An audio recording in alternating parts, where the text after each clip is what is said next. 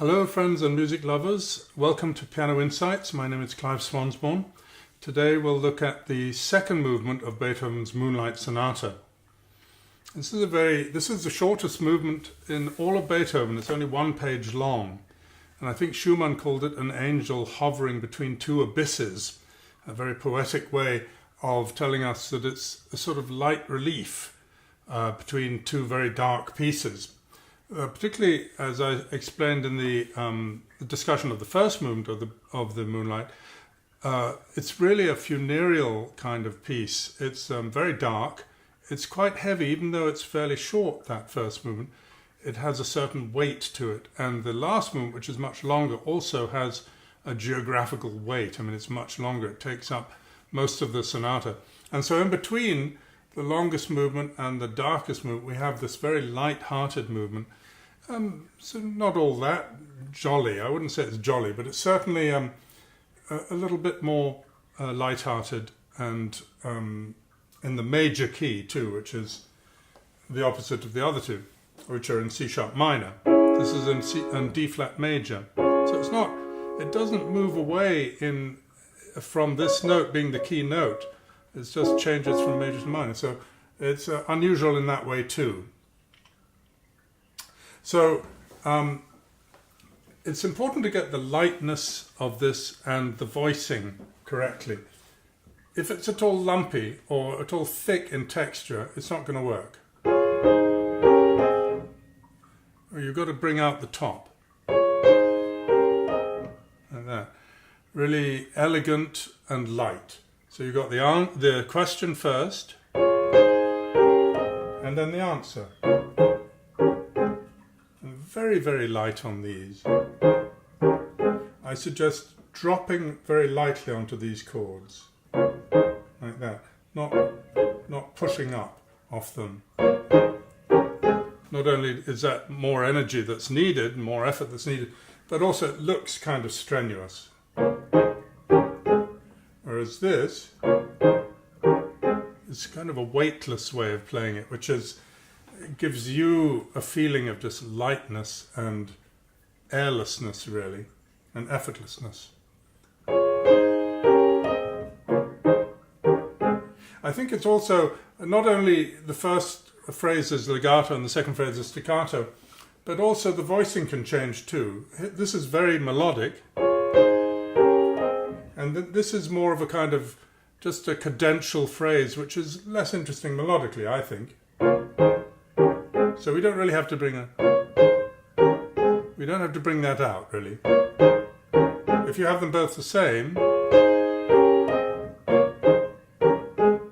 I don't think it's quite as interesting. I think actually making the chords more similarly balanced. I mean, not to the top, but that balance, which is more even than this. So it's a richer kind of balance, rather than, it's different. I think it's more interesting to do a less toppy staccato then. And then we have this one. What we have next is a warming up of that phrase by doubling the octave on the melody, but also displacing the melody with a delay of the second note of the phrase. Instead of going, we have,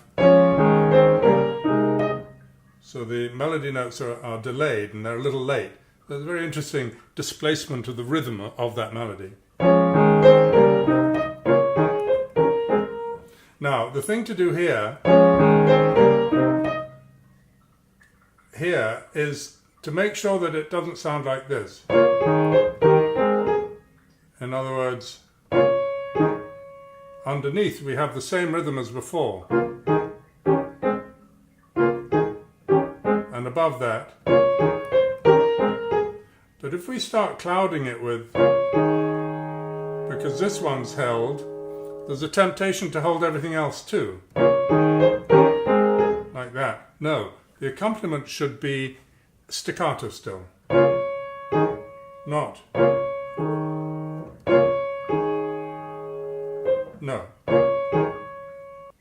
it's an unusual suspension because only the note is suspended and not the harmony. The note is not. You'd usually find that that would be a very expressive way of playing a suspended harmony. You'd have the feeling of the real dissonance here, which then resolves. But Beethoven asks you not to hear a suspension in the harmony, just the lateness of the melody note. So make sure that it's very light in the accompaniment.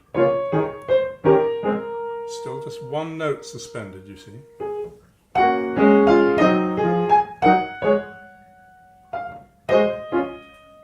Sometimes to practice it that way with the gap is very useful, so that you go, hold it, and then play that.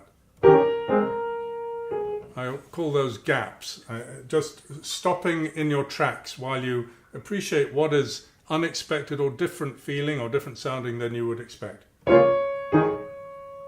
Hold it. I'll be talking about gaps plenty. And then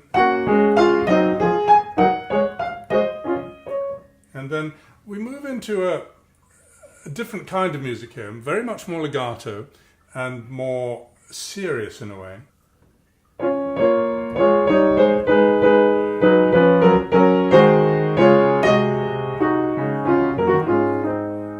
After this rather serious climax, really, to that legato phrase, we get back to the lightness. So we're back into the spirit of the lightness here. And then we get the doubling of the tune in octaves, but without the syncopated rhythm, without the delayed rhythm. But this one is delayed still.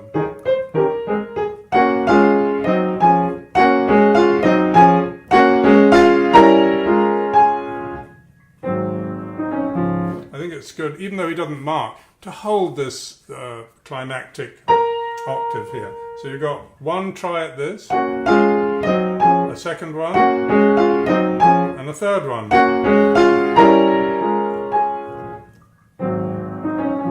And a very just ordinary bowing out here. Now the trio section shouldn't be too heavy. He marks sforzandos on these, but it's a sforzando within a light context, I think.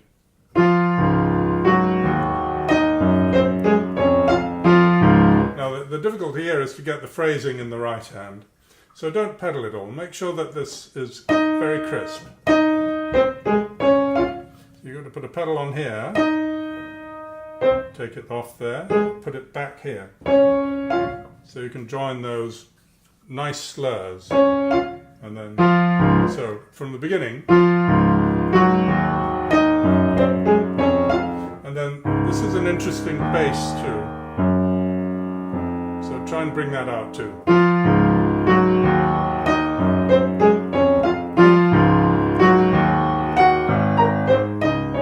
And then that repeats.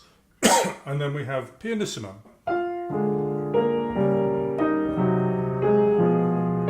Changing pedal on each of the bass notes. A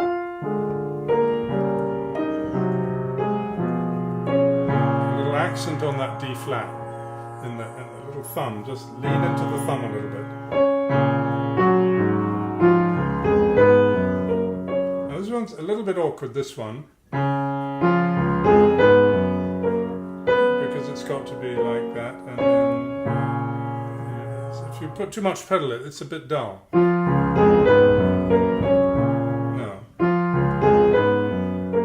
Now if you have a small hand, then add an extra pedal here. You've got to be pretty fleet of foot to do that, but don't do this. Don't have a gap between, that has to hold all the way through.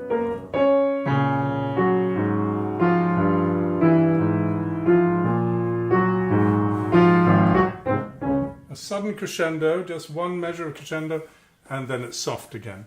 And then we're back to, and then into the presto, which I will discuss in another video. Thank you very much for watching. Please subscribe and share and press a like if you liked this, and I hope to see you again for the finale of this great masterpiece.